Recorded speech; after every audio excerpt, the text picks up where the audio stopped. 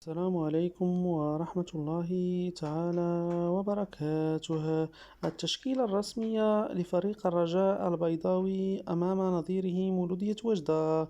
زيمباور يقرر الاعتماد على نفس التشكيل الذي خاض لقاء الديربي. كشف الألماني جوزيف زيمباور مدرب فريق الرجاء الرياضي عن التشكيل الأساسي الذي سيخوض مباراة مولودية وجدة مساء اليوم السبت على لحساب الجولة الخامس عشر من البطولة الاحترافية إنوي. وفيما يلي التشكيلة الرسمية للرجاء في هذه المواجهة: زنيتي المقدم، خفيفي، بولكسوت، بن العمري، مكعازي، مبارك، بوغرين، بوزوق، النفتي، الزرهوني.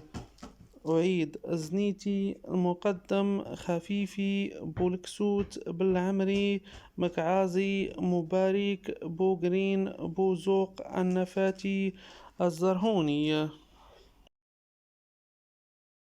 وستجرى هذه المواجهة على أرض الملعب البلدي في رشيد انطلاقا من الساعة 6 بتوقيت غرينتش زائد ساعة. والسلام عليكم ورحمة الله تعالى وبركاته. شكرا لكم على المتابعة. لا تنسوا دعمنا بلايك واشتراك لنواصل العمل. شكرا.